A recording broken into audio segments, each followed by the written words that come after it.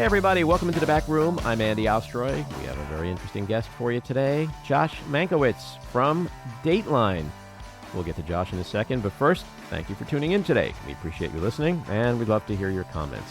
So, email us at backroomandy@gmail.com and or post on our social media, and we'll read some feedback next time. And if you like the podcast, please follow or subscribe and rate and review, and you'll be notified every time we post a new episode.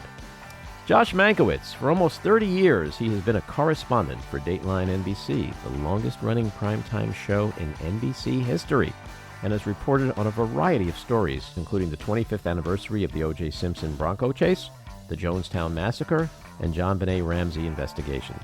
Since 2020, he's reported for the #1 podcasts Dateline, Missing in America, Motive for Murder, and Internal Affairs. Josh, welcome into the back room. Thank you. Everyone knows and loves you from Dateline, but I don't want to start there. Not the murderers. Well, I want to start a little bit before Dateline. Take me back to your childhood. What kind of kid were you? Was true crime interesting to you, or was this something that developed later on in life? Yeah, I was interested as a kid. I watched Dragnet. I watched Mannix. I watched the Mod Squad. I was a child of 1960s crime TV at a time when there weren't any prohibitions about how many people you could shoot during an hour. I remember my mom being very concerned about the amount of crime dramas that I was watching. But look where it led. So, yeah. She had nothing to complain about, as it turned out. What's with the crime? What's with all the crime, Joshy? Yeah, which is great because she was from San Bernardino, but it's good that you have her sounding like she was from Brooklyn. Well, I was born in Brooklyn, so I can't help myself. So there you go. And my mom, whose family was all Mormon, was more Jewish than most Jewish mothers. So I was always interested in this. I started off covering politics when while I was in college. I got a job on the ABC News assignment desk in Washington, D.C.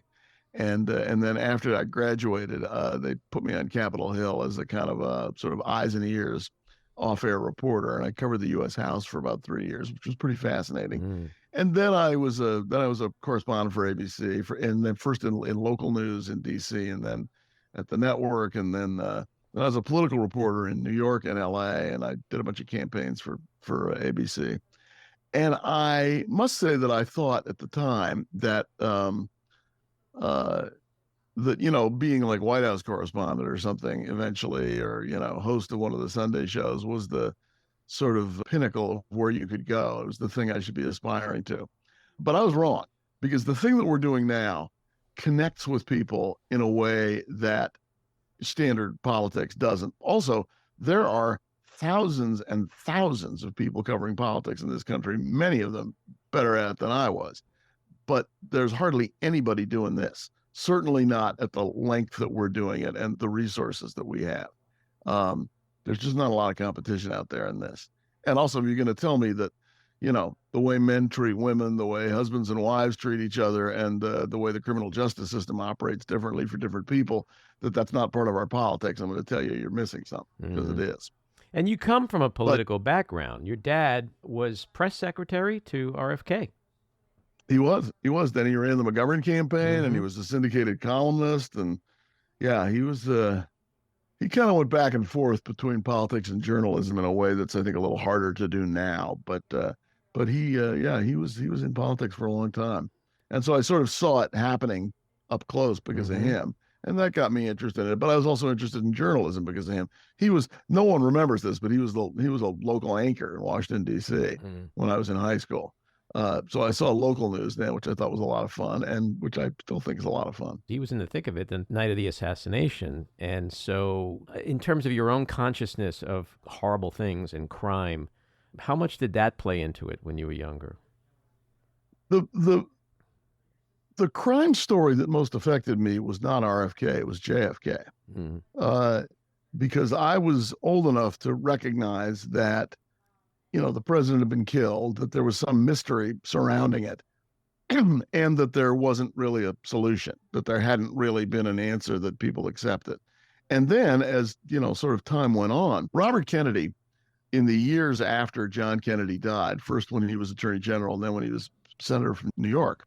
The people came to him with all their assassination conspiracy theories.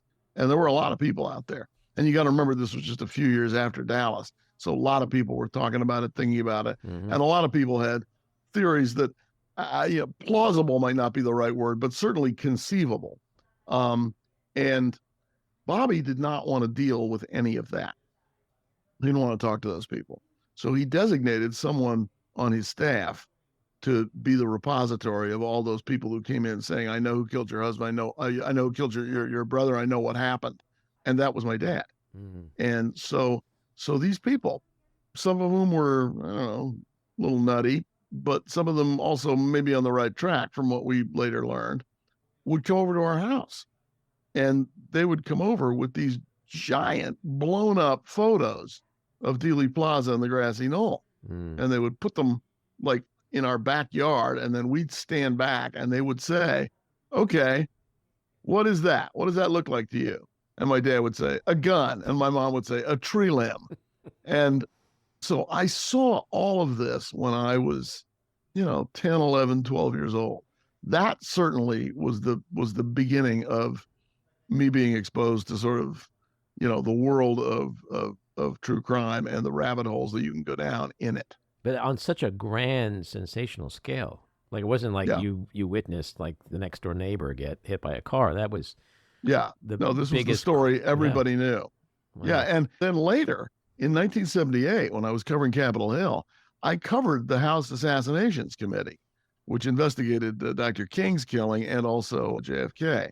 And some of the people that had been in our living room were testifying. And so what did you study in college? I was a sociology major for reasons which I couldn't tell you today. But I was a very charismatic professor, and I was kind of drawn to her. She was very sharp. I think that had something to do with it. So you never had any aspirations to do social work?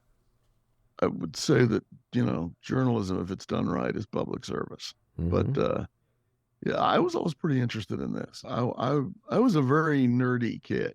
And weirdly, I grew into a kind of nerdy adult. And I watched the evening news every night growing up. I mean, at the dinner table, like we watched Walter Cronkite, and then he would say, that's the way it is.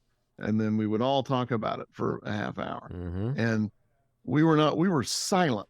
I mean, during that newscast, we watched everything. And I remember thinking at the time that the correspondents had interesting jobs. So it's not shocking that I was interested in that.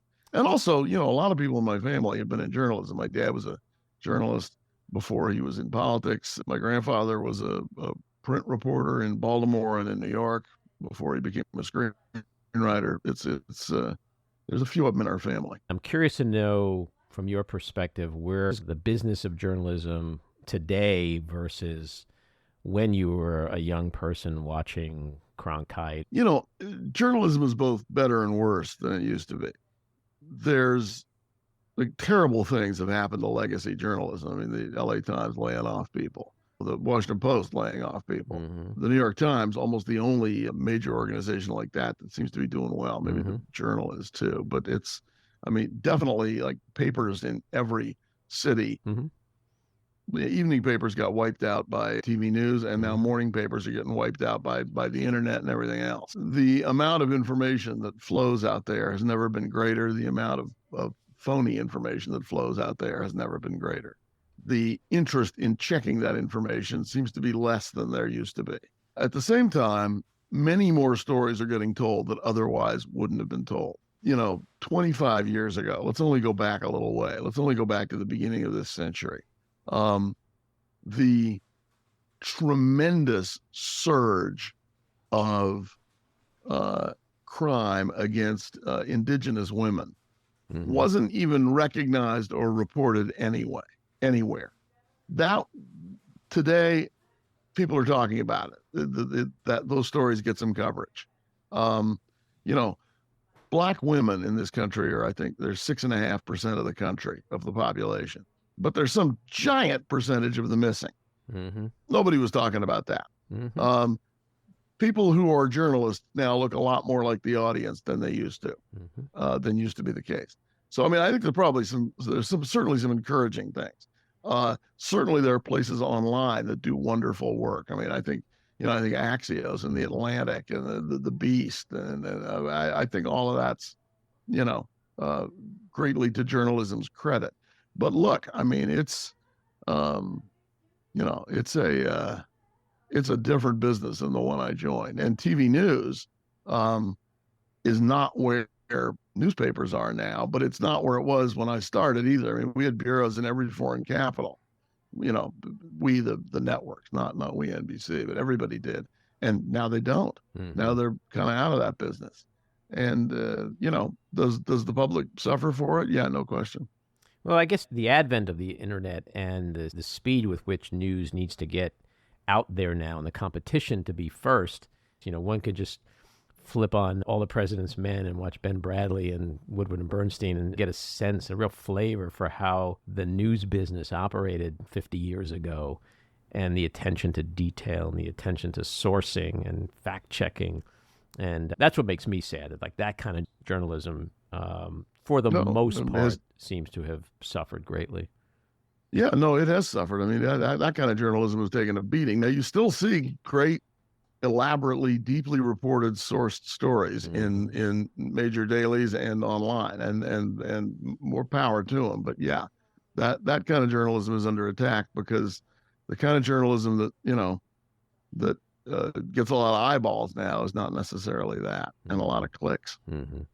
So back to true crime. You touched on it a little bit before. What do you think is at the root of America's fascination with this genre? It was always popular, but in the last decade, 2 decades, it seems to have exploded. Almost to the point where streamers now, like HBO and Netflix, like so much of the content that they're curating is all about, docuseries and crime series. Yep. There's a lot. True Detective magazine, which was sort of the modern beginning of crime journalism, that was first published in 1924. So that'd be 100 years. So this is not new. Mm-hmm. True Detective, I think, as a magazine doesn't exist anymore. It went away, then it came back online. I'm not sure if it's still around. That HBO series is kind of, based on, not on the magazine, but on the idea of the magazine, that it was different true crime stories. I think it's a lot of things that's driven this. First of all, we live in a world in which very few things work the way they're supposed to. Like there's too many people ahead of you on the expressway. There's too many people in line ahead of you at Starbucks, and then you get your drink wrong, and I mean it's life's full of irritating things now, right? Nowhere to park. But I said 3 pumps of pumpkin, not 2. Right? I mean, right? Are you deaf? So I think that our audience likes it on Friday nights, where for 2 hours things work the way they're supposed to. And that scoundrel gets punished. People like seeing scoundrels punished. I think that's part of it. The true crime audience, our true crime audience, I think is tipped mostly towards women for a lot of reasons. Dateline is not as much about the crime as it is about the relationships that produce the crime. I mean, we could find bloodier crimes, but we don't do a lot of serial killers. We're not doing a lot of sex crimes or things where children are victims. These are usually, Dateline stories are usually stories about people who have never committed crimes before, but now they've decided to kill their spouse because they don't want to pay alimony, or they want to marry somebody else, or they think that this is the way out of their problems, or they want the insurance.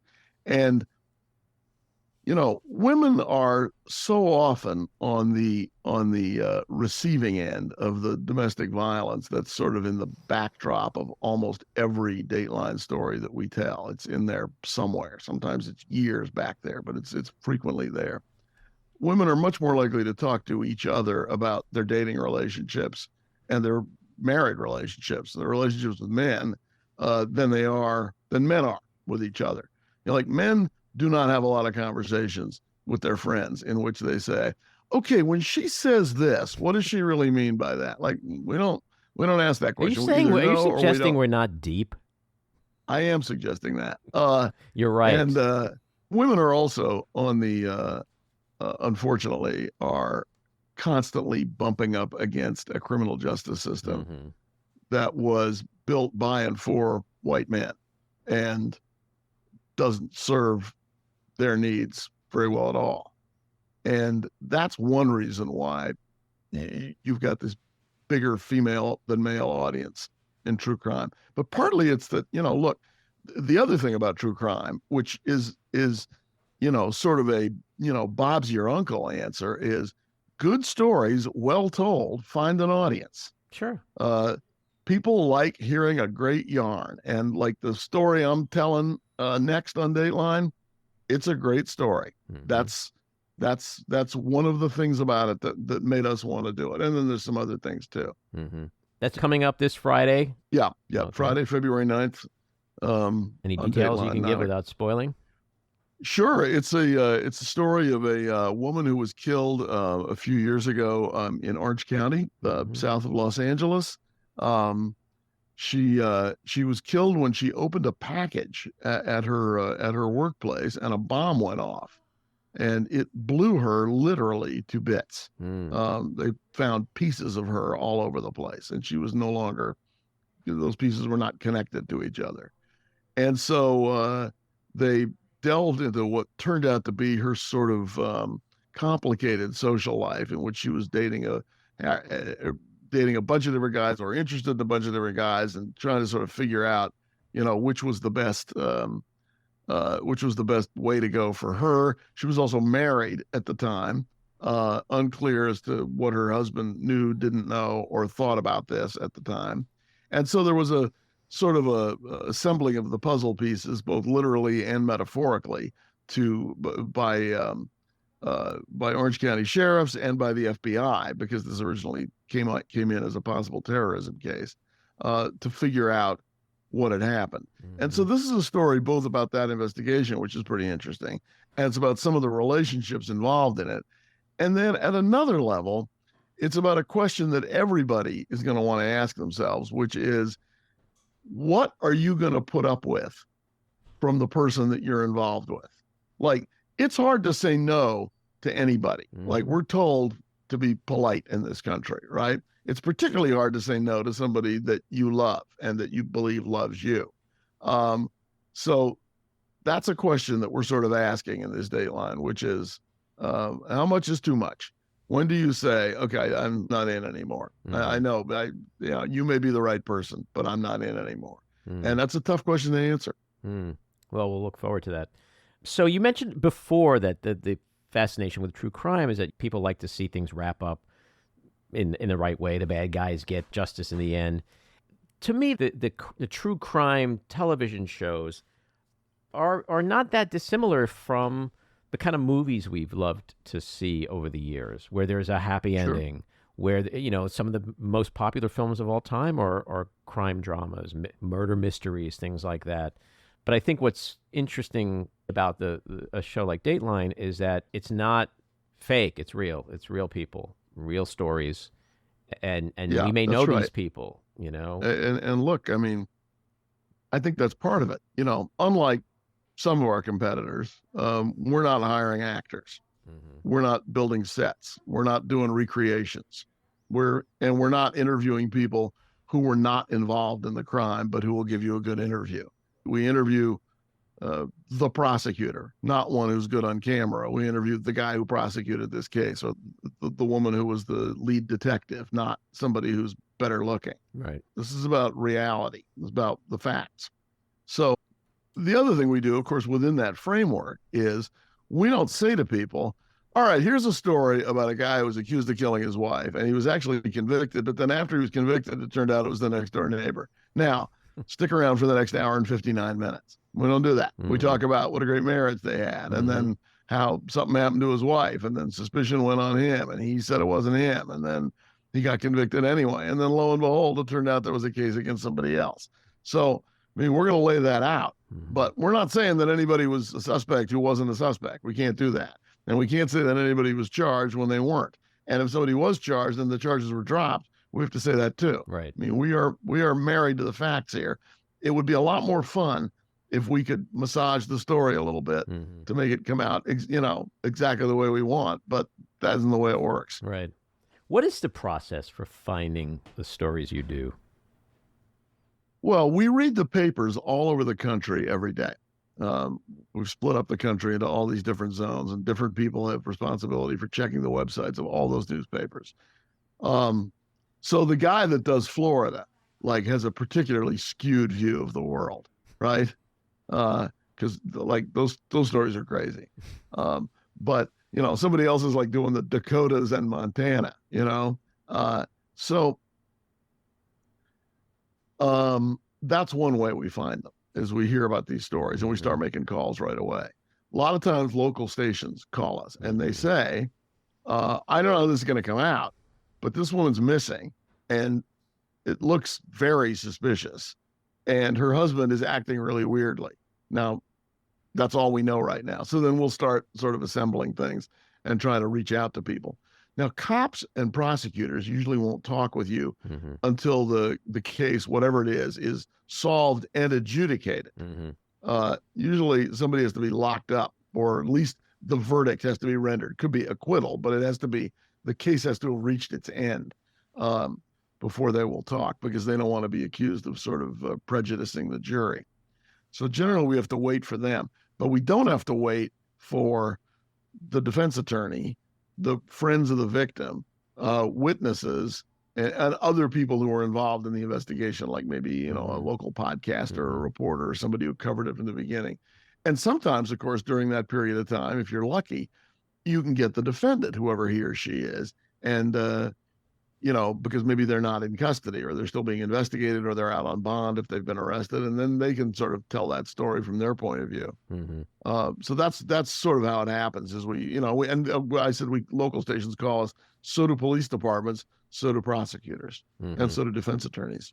Is there any data that you look at that says, our viewers like more of the rural crime stories, or the teenagers leaving a mall at night and get kidnapped, or urban stuff? Or is it just, it depends on the story, the individual story? The characteristics of the story, I mean, those sort of internal demographics, if there is a study, they've never shown it to me.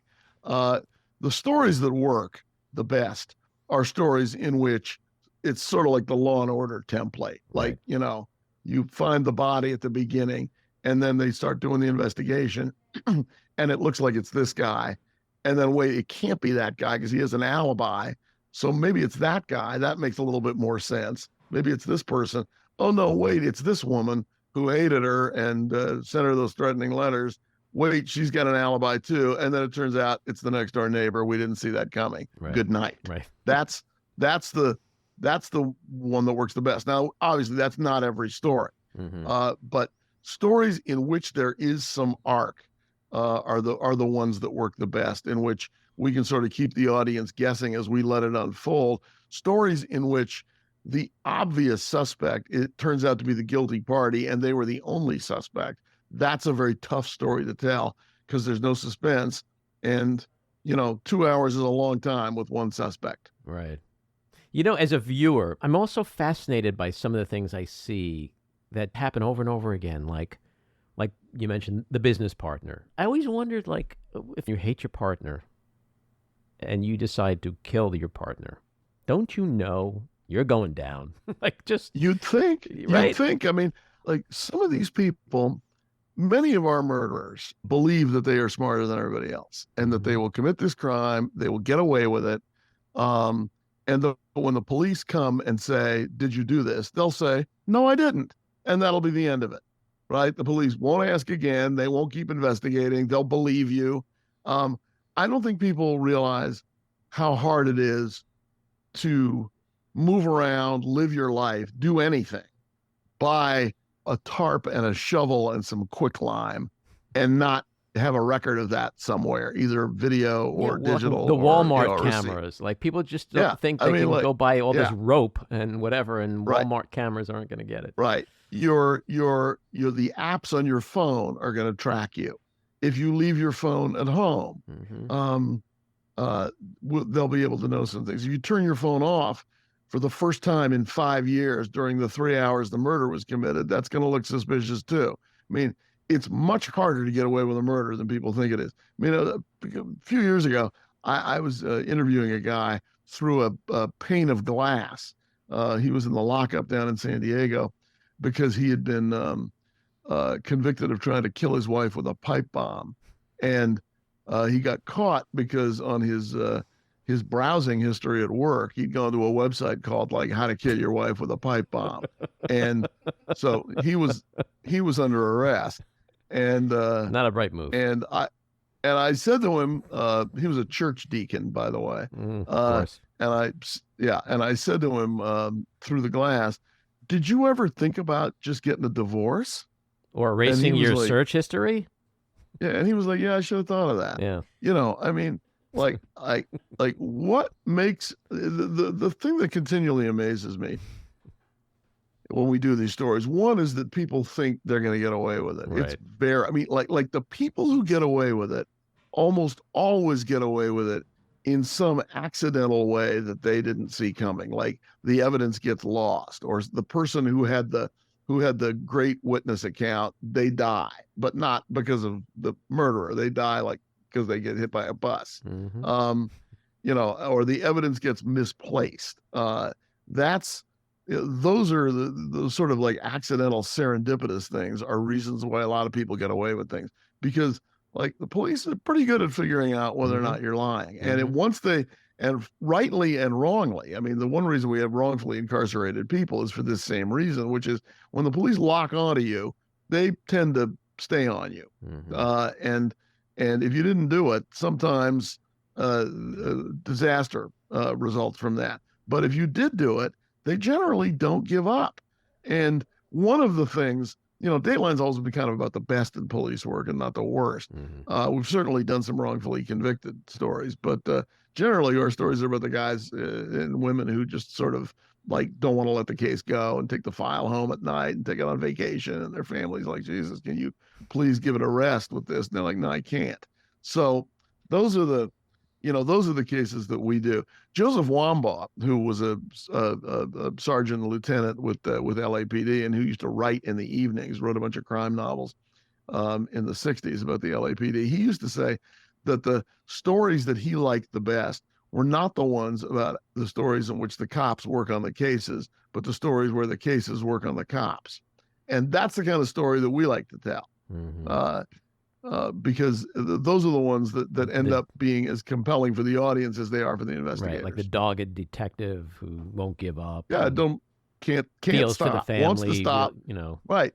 Would love to stop, but can't stop. The family saying to him, The episodes that I love the most are when there's a cop investigating the death of like a college girl, and he has a college student daughter, and just is so emotionally attached to the story that he wants to solve this crime so badly for the family because it's so close to home.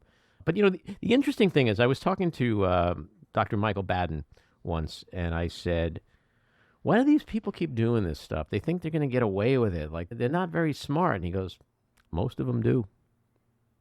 I mean, that's just a lot of people do. His opinion, but cops. He thinks a lot of people, most people get away with murder. There's no way to know. Cops say all the time, "We only catch the smart ones. We don't catch the smart ones." Right. We catch the guy who stupidly left his DNA at the scene somehow. Or forgot that he parked in a place right under a security camera, and you can read his read his license plate. I mean, Speaking of the dumb ones, another thing I love the 911 calls. Because you can almost always pick out the guilty. Is some dude who's like, "Hey, I got home, I found my wife, and I was out bowling with my friends, which I do every Tuesday night. I'm never home on Tuesday." Like, right? It's like, dude, you're giving the alibi, fake alibi away right now, and you're front loading that a little too quickly. Yeah. A friend of mine and I have a running joke about that, in which same thing, which is like, my wife's missing. I've checked the wood chipper and she's not there, so you check everywhere else. But then there's also the guys who slip up and they say she's lying on her belly, she's been shot. And you're like, well, how do you know if she's lying on her belly, if she's been shot in the belly? So I did a story in Nyack, New York, a couple of years ago, in which Nyack's a city that did not get a lot of murders, and this woman calls 911, and she says, "I just found my mom. She's dead at the bottom of the stairs. I think she must have been carrying a knife down the stairs, and the cat must have tripped her and she fell and stabbed herself. And then I think maybe she got up again and the cat, that she fell again and stabbed herself a couple of times. I pulled the knife out. So you're going to find my fingerprints and DNA on the knife. Totally By logical. the way, my mom is worth millions of dollars, but this is not the way I wanted to get my inheritance. Of course not. She says all this to the officers within the first hour after her mom's body was found. And the cops are like, wait, just a second. Wait, slow down a second. I'm and the whole time, the cat in the background was going, meow, meow, meow, meow. Yeah, not me. Exonerate herself.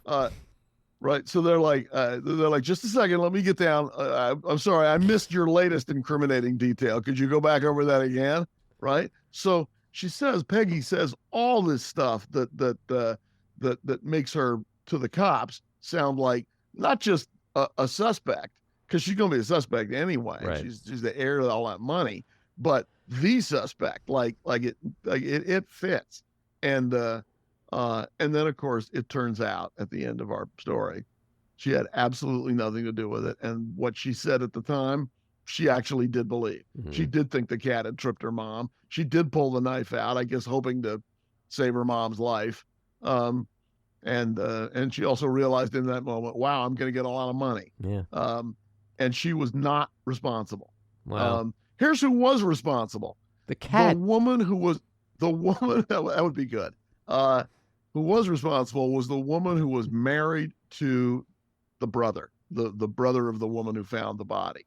So the daughter finds it, and it was her brother's wife, her sister-in-law, who thought that if the mom died, the brother and the daughter and the woman who found the body would inherit millions equally, and then if she divorced that guy, she would get millions. And it was all about getting an inheritance to her husband so she could divorce her husband and make some money that way. And Peggy, who told that crazy story to the police, which no one believed, turned out to be telling the 100% truth. That's crazy. How much is money behind a lot of this, a lot of murders?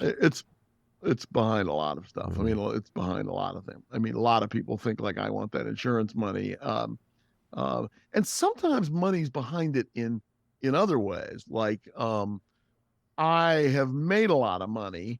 I'm divorcing you, and I do not want to give you any of my money in alimony.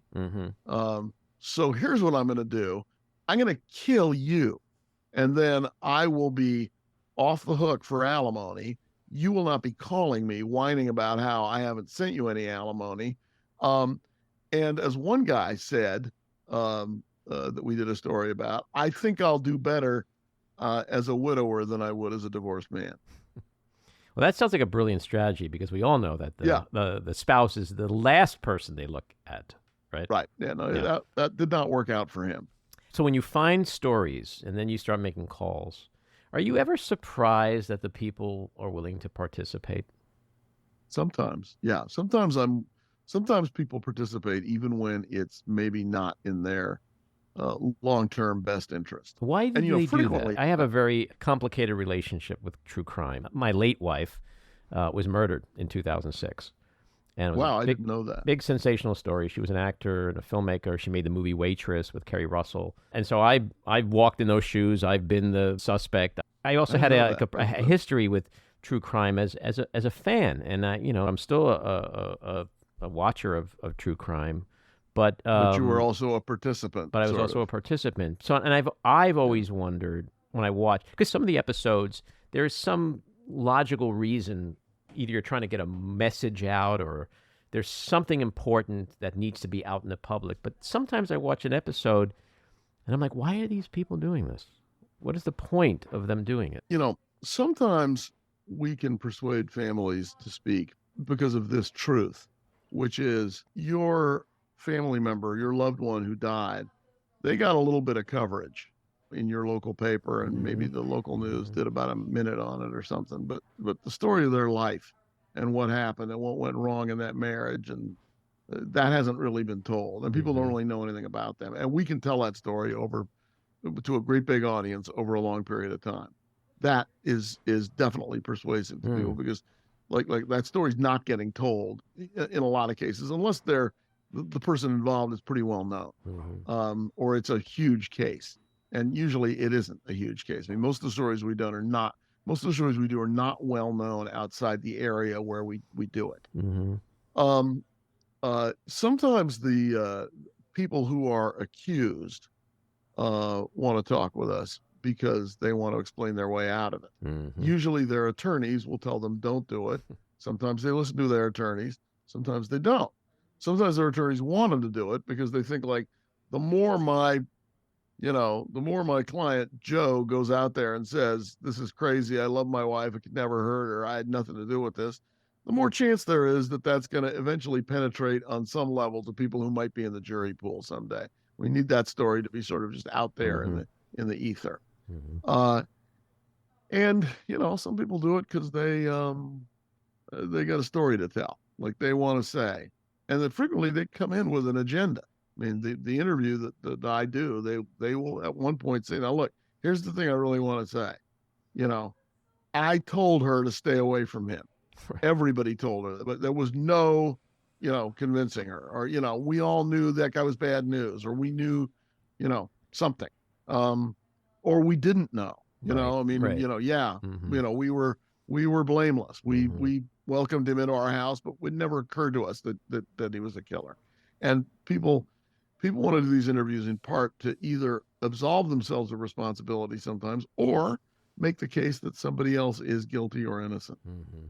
No, the first part of your answer I find really interesting, and I didn't think of it from that perspective. I made a film about my late wife. It's on HBO. It's called Adrian. But what you're saying is there are people who don't have the ability to perhaps do that, and so this is an opportunity for them to tell the world who their sister was, who their brother was, to get that person's life out there and humanize them. I made my film because I wanted to humanize her as more than just a murder victim. And so it makes perfect sense that there are people who are just still grieving and still mourning and still feeling like somebody important was taken away from not just them, but from the world, and they want to tell the world who that person was. And he or she was more than just a murder victim. And they frequently feel, and you may have felt this way too, that the coverage of the murder didn't really capture who the victim was. Right. It did a pretty good job of capturing the story of the investigation and the crime, but didn't tell you enough.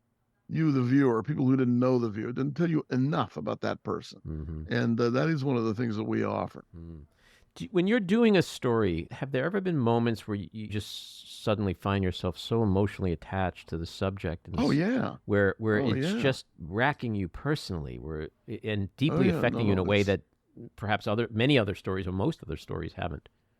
And why is that? What are the stories that resonate the most with you? First of all, if you're not feeling anything, you can't be a reporter. I mean, reporting is feeling. Like, AI is not going to work in this job. That's one good piece of good news.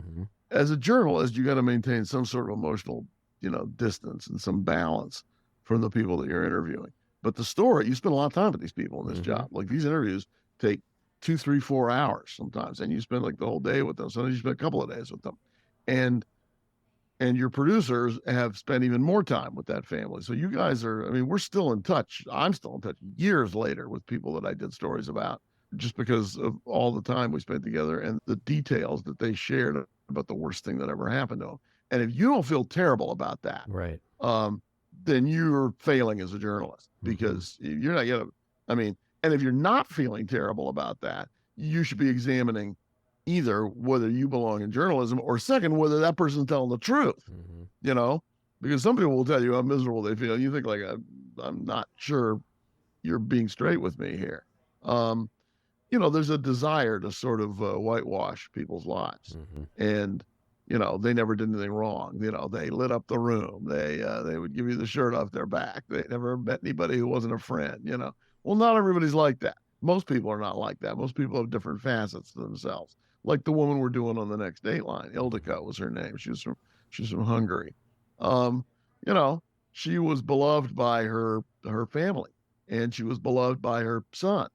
And many men also wanted to love her, and clearly there was some kind of competition. And she was sometimes nice to them, sometimes not, sometimes mercenary. She was trying to figure out the best deal in life for herself and her kid. Mm-hmm. And, you know, um, nobody's perfect. Right. And if somebody's being portrayed as perfect, then they're probably being portrayed dishonestly. But the answer to your question, does this affect you? Yeah, it does. There are times when you want to start crying right when they start crying. But obviously you can't do that. This is not a self-help encounter session. This is journalism. Right. So you got to find some distance in between breaking down when they break down and then saying to them, hey, come on, back to earth. Let's go. Right. Like, stop, pull yourself together. You can't do that either. Mm-hmm. So you got to find some place in the middle. But, do I think about these stories afterwards? Oh, yeah. I mean, I think of them.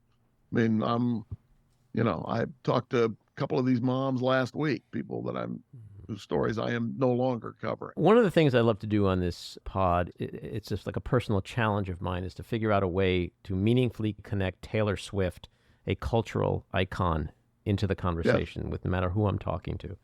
And so this is extremely easy to do for us, because there was an interview that she gave a couple of years ago, a video interview. Maybe you know about this. Yep. I didn't. That's where I'm going.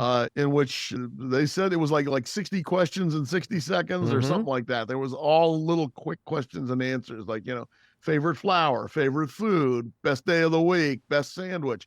And they said to her, favorite TV show, and she said, Dateline. Yep. Yes. Was that a shock? So yeah.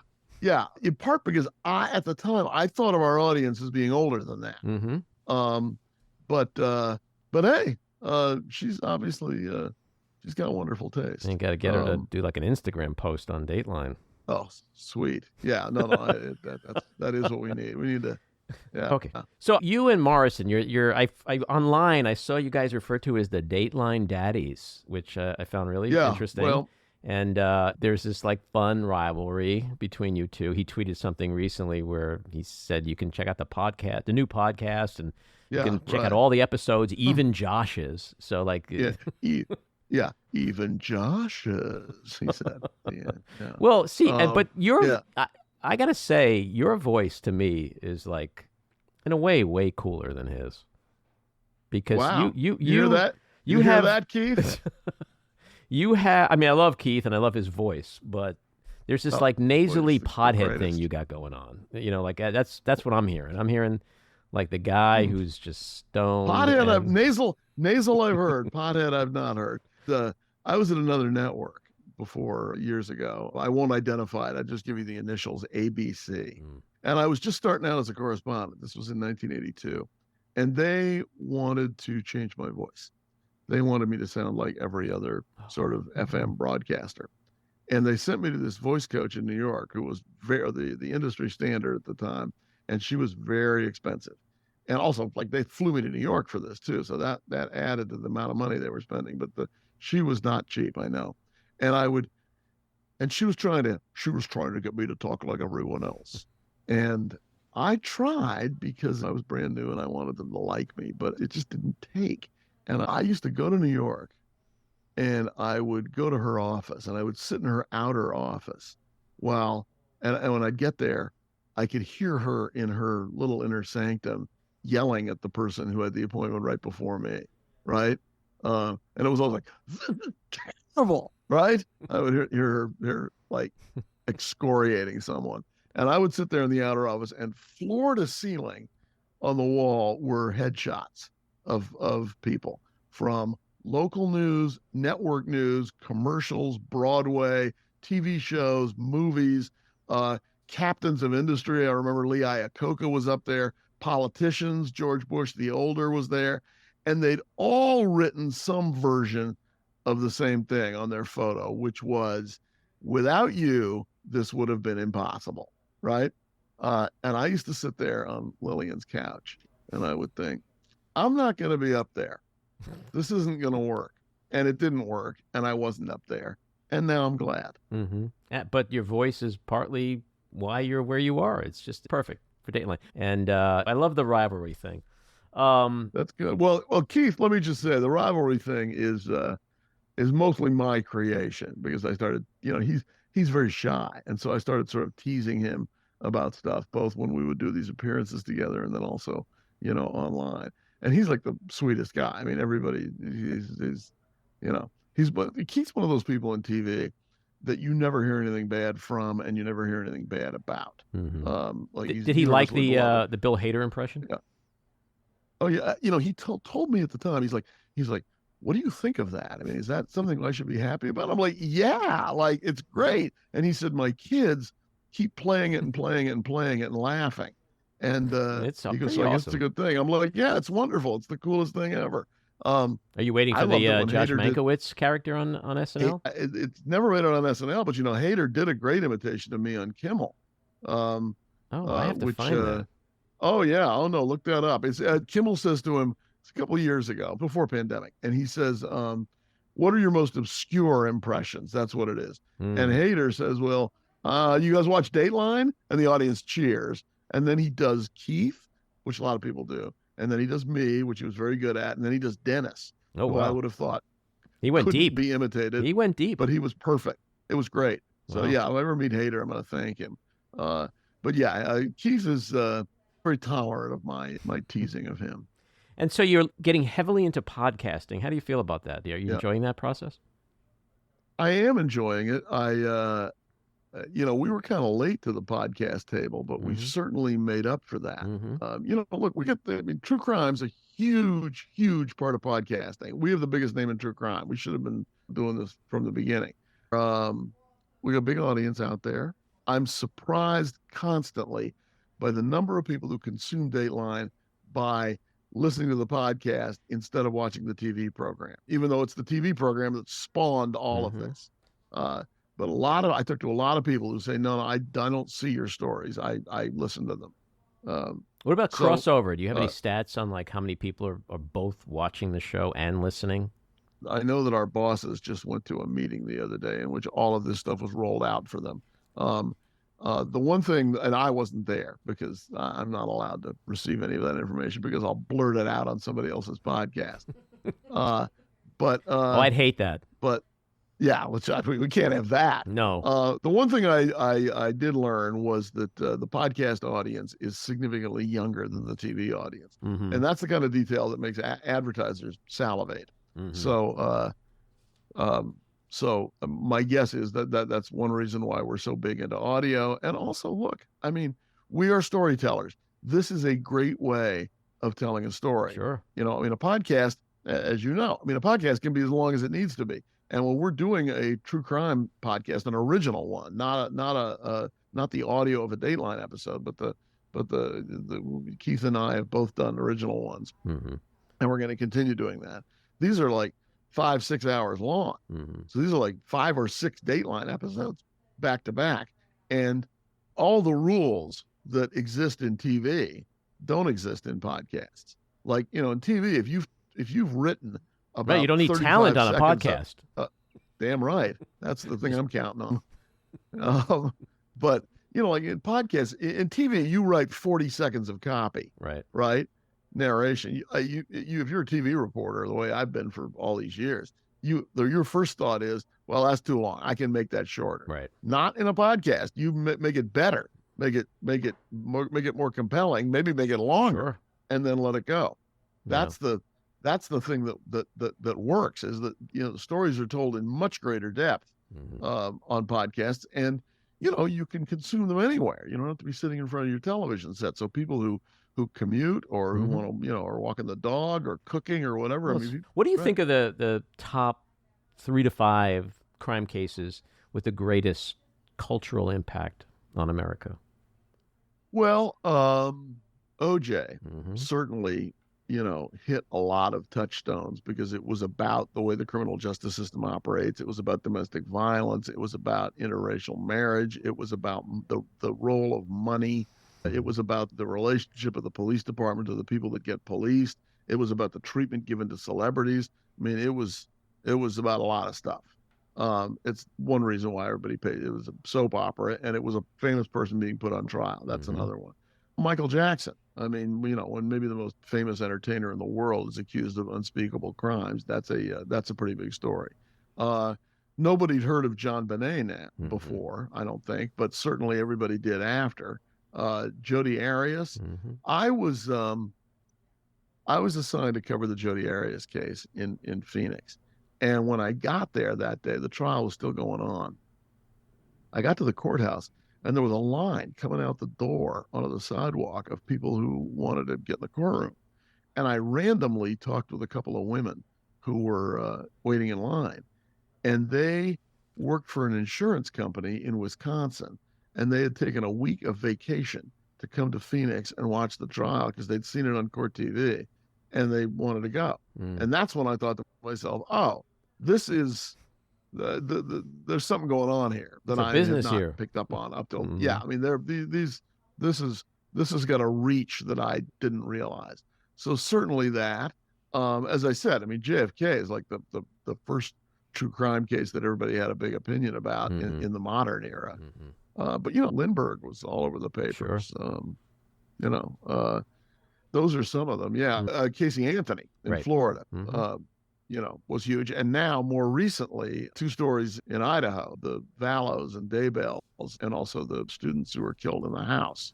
And those are both Keith stories, but they've generated tremendous. Oh, really? That's my Keith. Yeah. Oh, really? And Murdoch. I mean, people were stopping me in airports to say, a crazy story. Say, what's gonna happen with that? And I was like, this was like a year ago, a couple of years ago. I'm like, man, I'm so glad they denied him a new trial. That would have been a travesty of justice. We did a story a couple of weeks ago. Oh, this is a huge story. The one in Florida, the Adelsons, the family of killer dentists, which a dispute over like literally a mundane thing. Who was going to get custody of the kids ended up wrecking 2 families, murdering somebody, putting people in prison for life.